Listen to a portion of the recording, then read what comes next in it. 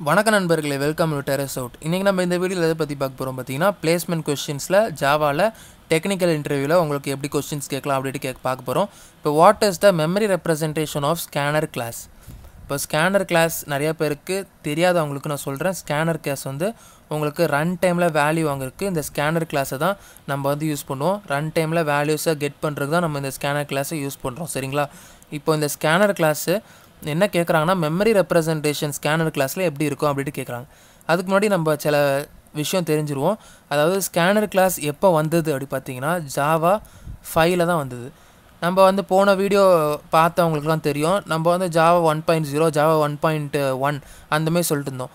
இப்போ நான் திடீர்னு ஜாவா 5 அப்படின்னு சொல்கிறேன் பார்த்தீங்கன்னா, உங்களுக்கு ஜாவா 5 அதாவது உங்களுக்கு 1.5 அப்படின்னு சொல்லணும்னா, நீங்கள் வந்து ஜாவா அந்த 5லேருந்து உங்களுக்கு ஜேடிகே 1.5 அப்படி தான் சொல்ல முடியும். நீங்கள் ஜாவா 1.5ட்டு சொல்லக்கூடாது, ஜேடிகே 1.5 அப்படி தான் சொல்லுவீங்க. அதுக்கு பதிலாக நீங்கள் ஜாவா வச்சு, அதாவது உங்களுக்கு ஃபஸ்ட்டு ஸ்டார்டிங்கில் ஜாவாட்டு யூஸ் பண்ணோன்னா நீங்கள் ஜாவா 5 அப்படின்ட்டு சொல்லணும். சரிங்களா? இதுதான் உங்களுக்கு இந்த ஜாவா 5ல் தான் உங்களுக்கு ஸ்கேனர் கிளாஸ் வந்தது. ஸ்கேனர் கிளாஸ் ஃபஸ்ட்டு ஜாவா 5ல் தான் வந்தது. அதுக்கப்புறம் எதுக்காக ஸ்கேனர் கிளாஸ் வந்தது, ஜாவா 5ல் எதுக்காக ஸ்கேனர் கிளாஸ் வரணும் அப்படின்ட்டு உங்களுக்கு பெரிய டவுட் இருக்கும். அது என்னன்னு பார்த்தீங்கன்னா, சி ப்ரோக்ராமர் வந்து இப்போ நீங்கள் ஒரு சி ப்ரோக்ராம் வச்சுக்கோங்க. சி ப்ரோக்ராம் தான், அதாவது உங்களுக்கு ஒரு சி லாங்குவேஜில் எந்த ஒரு ப்ரோக்ராம்னாலும் நீங்கள் டெவலப் பண்ணிடுவீங்க. அதுக்கப்புறம் சியிலேருந்து நீங்கள் ஜாவா, அதாவது உங்கள் கம்பெனியில் இப்போ நீங்கள் ஜாவா கற்றுக்கணும் அப்படி சொல்கிறாங்க. ஜாவா கற்றுக்கும் போது நீங்கள் வந்து போன வீடியோ அதுக்கு முந்தின வீடியோலாம் பார்த்துருந்தீங்கன்னா, ஜாவா நீங்கள் ஸ்டார்டிங்கில் கற்றுக்குறீங்கன்னா அதில் வந்து இப்போ பஃபர் ரீடர், அதுக்கப்புறம் உங்களுக்கு வந்து டேட்டா இன்புட் ஸ்ட்ரீம், அந்தமாதிரி உங்களுக்கு வந்து வேல்யூஸை ரீட் பண்ணோன்னா நீங்கள் இந்த இதெல்லாம் இந்த கான்செப்ட்லாம் படிக்கணும். இப்போ நான் உங்களுக்கு அதையும் காமிக்கிறேன்னே. இப்போ நீங்கள் வந்து பஃபர் ரீடர் system.in.read அதை யூஸ் பண்ணி நீங்கள் வந்து வேல்யூஸை கெட் பண்ணுறீங்கன்னு வச்சுக்கோங்களேன். அப்போ வந்து என்ன நடக்கும் பார்த்தீங்கன்னா, system.in.read இதை வச்சு நீங்கள் வேல்யூஸை நீங்கள் வந்து ஃபஸ்ட்டு சி ப்ரோக்ராம்லேருந்து ஃபஸ்ட்டு ஜாவா படிக்க வரீங்கன்னா, நீங்கள் வந்து வேல்யூஸை ரன் டைமில் வாங்கணும் அப்படின்னு நினச்சிங்கன்னா இந்த system.in.read ஃபஸ்ட்டு படிப்பீங்க. இந்த system.in.read இதுதான் உங்களுக்கு ரன் டைமில் வேல்யூஸை வாங்குறதுக்கு உதவும், அதாவது வேல்யூஸை கெட் பண்ணுறதுக்கு உதவும் அப்படின்ட்டு சொல்கிறாங்க. அதை நீங்கள் புரிஞ்சுக்கணுன்னா நீங்கள் வந்து எக்ஸப்ஷன் ஹேண்ட்லிங்கை பற்றி படிக்கணும். ஐஓ எக்ஸப்ஷன் நம்ம த்ரோஸ் பண்ணணும், அதுக்கு ஐஓ எக்ஸப்ஷன் என்னென்ட்டு படிக்கணும். அதுக்கப்புறம் இந்த கன்வர்ஷன் மெத்தட்னா என்னென்ட்டு படிக்கணும். அதுக்கப்புறம் உங்களுக்கு வந்து கன்வர்ஷன் மெத்தட்லேருந்து எதனால நம்ம வந்து இந்த ஸ்ட்ரிங் கன்கார்டினேஷன் பண்ணுறோம் அது எல்லாமே நீங்கள் தனித்தனியாக உங்களுக்கு 3 டாபிக் படிக்க வேண்டியிருக்கு. அந்தமாரி செப்பரேட்டாக ஒரு வேல்யூவை ரீட் பண்ணுறதுக்கு நம்ம இவ்வளோ பெரிய காம்ப்ளிகேட்டடான ப்ராசஸாக ஒரு 3 டாப்பிக்கை நம்ம தரவாக படித்தா தான் நம்மளுக்கு வந்து இந்த மாதிரி எப்படி எதனால இது வேல்யூ எப்படி ரீட் ஆகுது, எதுக்காக இந்தமாரி உங்களுக்கு system.in.read அப்படின்ட்டு சொல்லி எதுக்காக இந்தமாரி ரீட் பண்ணுறதுக்கு ஒரு மெத்தட் கொடுத்துருக்காங்கட்டு உங்களுக்கு இந்த அப்படியே இந்த மெத்தட் யூஸ் பண்ணால் உங்களுக்கு எதனால ஐஓ எக்ஸப்ஷனாக நம்ம யூஸ் பண்ணுறோம் அப்படிலாம் உங்களுக்கு தெரியணும்னா இவ்வளோ 3 டாப்பிக்கை படித்தா தான். ராப்பர் கிளாஸ் டாபிக் படிக்கணும், எக்ஸப்ஷன் ஹேண்ட்லிங் டாபிக் படிக்கணும், அப்புறம் கன்வர்ஷன் மெத்தட் டாபிக் படிக்கணும். இந்தமாதிரி 3 மெத்தட் படித்து இந்த மாதிரி 3 டாபிக் படித்தா தான் நீங்கள் வந்து ஒரு வேல்யூவை ரன் டைமில் வாங்க முடியும். அவ்வளோ காம்ப்ளிகேட்டடான ப்ராசஸ்ஸு. அதை ஓவர் கம் பண்ணுறதுக்கு தான் ஸ்கேனர் கிளாஸ் வந்தது. ஸ்கேனர் கிளாஸில் எல்லாமே அப்ஸ்ட்ராக்ட் ஆகிடுச்சு. அப்ஸ்ட்ராக்ட்னா எல்லாமே ஹைட் ஆகிடுச்சு. எல்லா கோடிங் எல்லாமே ஹைட் பண்ணிட்டாங்க. அது எப்படி ஹைட் பண்ணாங்க? இப்போ ஸ்கேனர் கிளாஸை வச்சு ஒரு ப்ரோக்ராம் நம்ம எழுதுவோம்.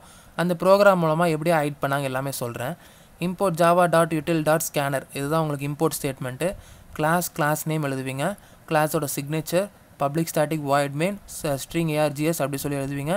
அப்புறம் ஸ்கேனர் இப்படி தான் க்ரியேட் பண்ணுவீங்க. ஸ்கேனர் எஸ்ஏனா object, new scanner of system.in இந்தமாதிரி தான் க்ரியேட் பண்ணுவீங்க ஸ்கேனர் கிளாஸை. சரிங்களா? இப்போ scanner SA equal to new scanner of system.in. இப்போ இதில் நீங்கள் கேட்கலாம், system.in வந்து போன வீடியோவில் பார்த்தவங்களுக்குலாம் புரியும். system.in வந்து உங்களுக்கு 1 byte தான் கன்சோல்லேருந்து நம்ம ப்ரோக்ராமில் ரீட் பண்ணோம் டேட்டாஸை. அப்போ 1 byte தானே ஸ்கேனரில் ஸ்டோர் ஆகும். அப்போ ஸ்கேனர் வந்து ஸ்கேனரோட மெமரி லொக்கேஷன் வந்து 1 byte அப்படி கேட்கலாம். ஸ்கேனரோட மெமரி லொக்கேஷன் 1 byte கிடையாது. எதனால் சொல்கிறேன்னா, உங்களுக்கு வந்து ஸ்கேனர் வந்து உங்களுக்கு நான் சொன்ன அப்ஸ்ட்ராக்ட் பண்ணிட்டாங்க எல்லாத்தையுமே, எல்லா கோடிங் எல்லாமே உங்களுக்கு எல்லா டேட்டா ஸ்ட்ரக்சர்ஸையும் அப்ஸ்ட்ராக்ட் பண்ணிட்டாங்க ஸ்கேனருக்குள்ளே அப்படின்னு சொன்னேன். அப்ஸ்ட்ராக்ட்னா ஹைடிங் பண்ணிட்டாங்க அப்படி சொன்னேன். இப்போ அது எல்லாமே தெளிவாக நம்ம வந்து மெமரி டயக்ராம், மெமரி ரெப்ரசன்டேஷனில் காமிக்கிறேன். இது எல்லாமே என்னன்ட்டு உங்களுக்கு சொல்கிறேன். எதனால உங்களுக்கு வந்து வேறு எதுவுமே, அதாவது 1 byteலேருந்து கன்வெர்ட் பண்ணுறதுக்கு எதுவுமே கொடுக்கல. ஸ்கேனர் 1 byteம் கிடையாது, அதாவது ஸ்கேனரோட மெமரி லொக்கேஷன் 1 byteம் கிடையாது அப்படின்ட்டு சொல்கிறேன். எதனால இப்போ டீட்டெயிலாக எக்ஸ்பிளைன் பண்ணுறேன். int a equal to SA dot next int of, இதுதான் உங்களுக்கு ஸ்கேனரில் வேல்யூஸை வாங்குறது, அதாவது ஸ்கேனரில் ரன் டைமில் வேல்யூஸை கெட் பண்ணுறது ஸ்கேனர் மூலமாக. int a equal to SA dot next int of. இப்போ இந்த ஸ்கேனர்கிட்ட எதுக்கு பேர் இருந்தது அப்படி பார்த்தீங்கன்னா, இப்போ சி ப்ரோக்ராமில் நீங்கள் வந்து ரன் டைமில் வேல்யூஸை கெட் பண்ணுறதுக்கு என்ன எழுதுவீங்க, ஸ்கேன்எஃப் எழுதுவீங்க. ஸ்கேன்எஃப் அப்படி எழுதுறீங்களா, SCAN ஸ்கேன்எஃப் அப்படின்ட்டு எழுதுவீங்க. அந்த எஃப்ஐ மட்டும் அவங்க தூக்கிட்டு ஸ்கேனர் அப்படின்ட்டு எழுதிட்டாங்க. சி ப்ரோக்ராம்லேருந்து ஜாவா படிக்கிறவங்களுக்கு ஈஸியாக இருக்கணும்ல, ஜாவா ஈஸியாக தெரியணும்ல, அதனால் உங்களுக்கு அந்த பேரை வந்து NERT எக்ஸ்ட்ரா சேர்த்துறாங்க, ஸ்கேனர்ட்டு. வேறு எதுவும் பெரிய விஷயம் இல்லை. அதுக்கப்புறம் நெக்ஸ்ட் int ஆஃப் அப்படின்ட்டு சொல்கிறாங்க. நெக்ஸ்ட் int ஆஃப் எதுக்கு போடுறாங்க பார்த்தீங்கன்னா, நீங்கள் வந்து நான் சொன்னேன் வேப்பர் கிளாஸ் படிக்கணும். வேப்பர் கிளாஸ்னால் என்னது, நம்ம வந்து இப்போ நம்ம system.in.read off அதில் பார்த்தோம், நம்ம இப்போ பார்த்தோம்ல, அதாவது நம்ம கேர் ஆஃப் அந்த மாதிரி டைப் கன்வர்ஷன்லாம் பண்ணுறோம். இந்த டைப் கன்வர்ஷன்லாம் உங்களுக்கு வந்து ஆட்டோமேட்டிக்காக உங்களுக்கு ஸ்கேனரில் இப்போ நெக்ஸ்ட் int ஆஃப் அப்படி போட்டிங்கன்னா உங்களுக்கு இன்டீஜர் வேல்யூ ரீட் பண்ணி இன்டீஜராக பிரிண்ட் பண்ணும். அந்த கன்வர்ஷன் நம்ம வந்து தனியாக கன்வர்ஷன் ஸ்டெப்லாம் எழுத தேவையில்ல. இந்தமாதிரி நம்ம வேல்யூஸை ரன் டைமில் ரீட் பண்ணும்போதே இந்த ஒரு மெத்தடே உங்களுக்கு கன்வெர்ட் பண்ணி கொடுத்துரும். அதெல்லாம் உங்களுக்கு ஒரு பெரிய அட்வான்டேஜ் இந்த ஸ்கேனர் கிளாஸ் யூஸ் பண்ணும்போது, சரிங்களா. இப்போ வந்து இந்த ஏ பிரிண்ட் பண்ணிங்கன்னா உங்களுக்கு நீங்கள் என்ன வேல்யூ நீங்கள் கெட் பண்ணிங்களோ அதை நீங்கள் பிரிண்ட் பண்ணுவீங்க. இப்போ அவுட்புட் பார்த்தீங்கன்னா 12 வந்து நான் உங்களுக்கு ரன் டைமில் என்ட்ரு பண்ணுறேன். 12 என்ட்ரு பண்ணி என்ட்ருக்கு கிளிக் பண்ணோடனே உங்களுக்கு வந்து அவுட்புட்டில் 12 பிரிண்ட் ஆகுது. இப்போ வந்து நம்ம மெமரி ரெப்ரசன்டேஷன் ஸ்கேனர் கிளாஸுக்கு எப்படி இருக்குது அப்படின்ட்டு பார்ப்போம், சரிங்களா. மெமரி ரெப்ரசன்டேஷன் எப்படி இருக்குது பார்த்தீங்கன்னா இப்படி தான் இருக்கும். இப்போ மெமரி ரெப்ரசன்டேஷன் எதனால் இப்படி வரைஞ்சிருக்கேன் அப்படி பார்த்தீங்கன்னா, இப்போ ஃபஸ்ட்டு உங்களுக்கு கன்சோல்னால் என்னது, நீங்கள் அவுட்புட்டு டிஸ்பிளே ஆகிற இடம் தான் உங்களுக்கு கன்சோல், சரிங்களா. ஜேவிஎம்னா நம்ம ஜாவா ப்ரோக்ராம், சரிங்களா. நம்ம ஜாவா ப்ரோக்ராமில் ஃபஸ்ட்டு என்ன எழுதியிருக்கோம், உங்களுக்கு scanner SA equal to new scanner of அப்படின்ட்டு எழுதியிருக்குமா. Scanner SA equal to new scanner of. இந்த கிளாஸ் மெயின் கிளாஸ் நேம் அதெல்லாம் நான் இங்கே எழுதலை, ஏன்னா குட்டியோட இடத்துல எல்லாமே எழுத முடியாதுல்ல, அதனால் உங்களுக்கு ஃபஸ்ட்டு சென்டென்ஸ் இது மெயினான இதுலேருந்து ஆரம்பிக்கிறேன். Scanner SA equal to new scanner of system.in, new scanner of போட்டிருக்கேன், ஷார்ட் ஃபார்மில் எழுதியிருக்கேன் system.in, சரிங்களா. இப்போ வந்து என்ன பண்ணுறோம், நம்ம ஸ்கேனருக்கு ஒரு ஆப்ஜெக்ட் க்ரியேட் பண்ணிட்டோம். இங்கே ஒரு ஆப்ஜெக்ட் க்ரியேட் ஆயிரும், சரிங்களா. SA ஒரு ஆப்ஜெக்ட் மெமரி ஸ்பேஸ் க்ரியேட் ஆயிரும். அந்த ஒரு ரெஃபரன்ஸ் மெமரி, அதாவது ரெஃபரன்ஸ் ஆப்ஜெக்டை வச்சு நம்ம வந்து SA dot next int of அப்படின்ட்டு நம்ம கால் பண்ணுறோம். எதில் int a டு ஒரு எம்டி மெமரி க்ரியேட் ஆயிரும், empty memory space int a அப்படின்ட்டு ஒரு ஏக்கிட்ட ஒரு மெமரி ஸ்பேஸ் க்ரியேட் ஆயிரும். இப்போ வந்து அதில் SA அதாவது ரெஃபரன்ஸ் ஆப்ஜெக்ட் ஸ்கேனரோட object SA dot next int of அப்படின்ட்டு நம்ம நெக்ஸ்ட் int ஆஃப் கால் பண்ணும்போது உங்களுக்கு ஸ்கேனர், அதாவது நெக்ஸ்ட் int ஆஃப்ட்டு இந்த ஸ்கேனர்கிட்ட போய் கேட்கும். இப்போ ஸ்கேனர்கிட்ட போய் கேட்கும், அதாவது இங்கே வரைஞ்சிருக்கேன், கன்சோல்லேருந்து நம்ம ஜாவா ப்ரோக்ராமுக்கு system.in கனெக்டாக இருக்குது. அந்த system.in வந்து நம்ம 1 பைட் தான் வேல்யூ ரீட் ஆகும் சொன்னேன். அந்த 1 பைட்லேருந்து உங்களுக்கு ஸ்கேனருக்கு 2 பைட்டாக போகிறதுக்கு இந்த இடத்துல உங்களுக்கு எக்ஸ்ட்ரா ஃபிட்டிங்மே வரைஞ்சிருக்கேன்.